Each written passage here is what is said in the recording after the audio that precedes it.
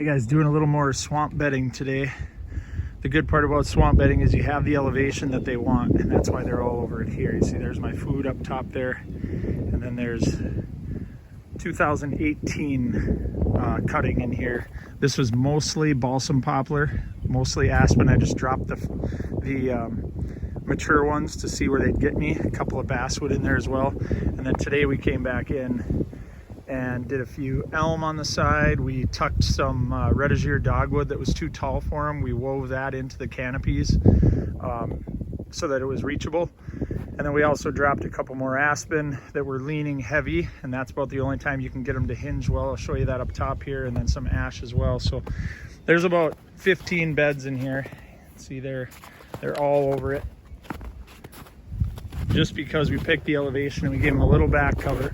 The elevation hides them here from the northwest wind. But what I wanted to show you was from their bed, let's see if I can get this on camera.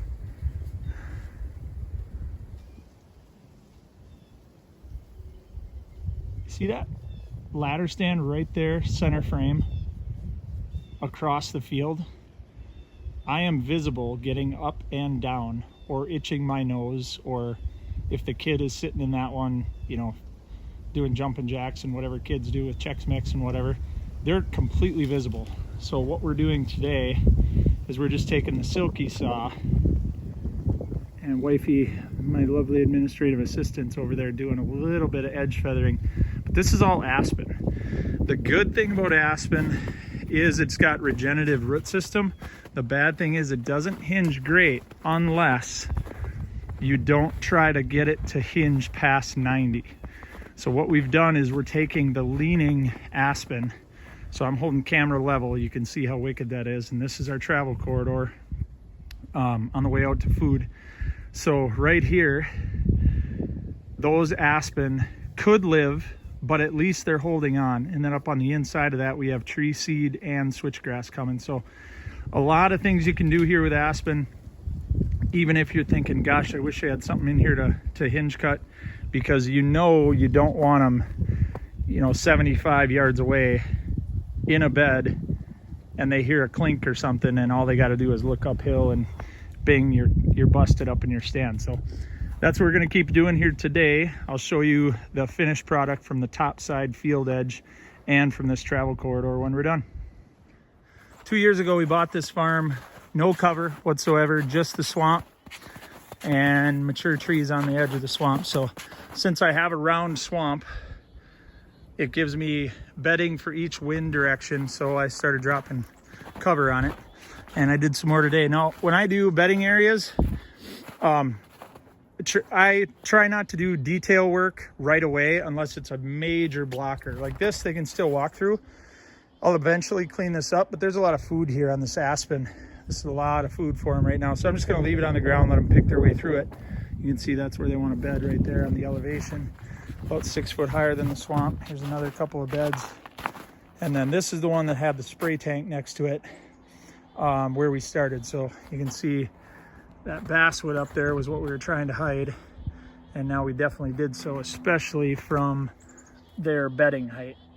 Another nice rub there. All these rubs are new in the last 2 years, and we got a nice 11 pointer, the #1 dog in the area this year, and all because of stuff like this and the food plot system, which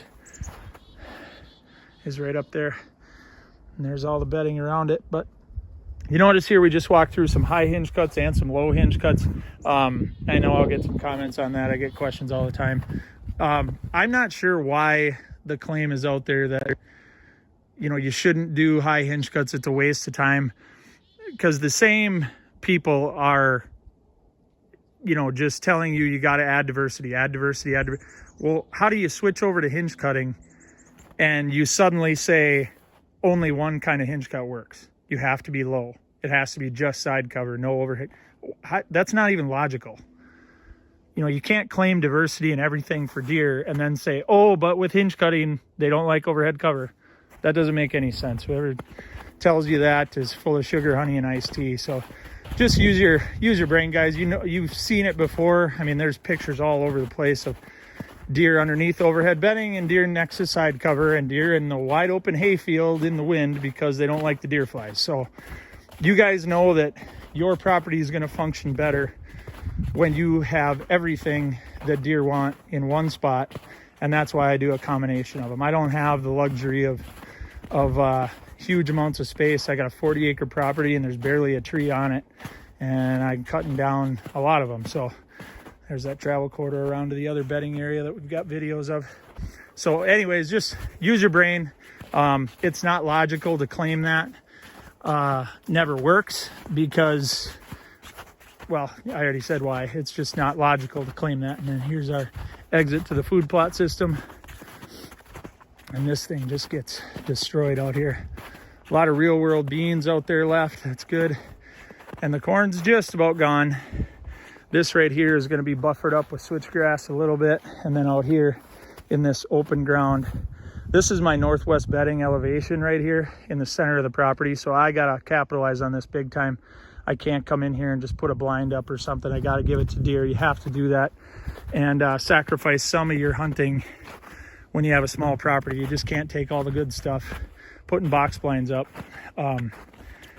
But this is really going to feed them. And then in the future, I expect to have some bedding going about right where we're standing, because right here I have tree seed and switchgrass coming. So I'll eventually put in some conifers with it as well, and then just kind of let the woods take off and let the switchgrass die out underneath. Diversity property, not a diversity pocket. That's I don't do pockets. I do diversity property. Everything around is going to be golden and money for deer, and this edge feathering right here is going to be one of those pieces. That's great. Can't see in there anymore, just a gray wall. Fantastic. But the detail work will come in the spring. Probably right there you can see a little gap. I'll probably punch a hole through there just so they have a little escape, and I'll do that along here as well, anywhere we've got a little gap in the canopies so that they can get up and down. That's another good spot right there. Not much there. Be out here with our battery operated hedge trimmers and clean those up real quick. Probably get them 5 or 6 punches down into that travel corridor. Subscribe to the channel if you haven't already, guys. A lot of stuff coming here on transitioning this thing from wide open to glorious fun stuff.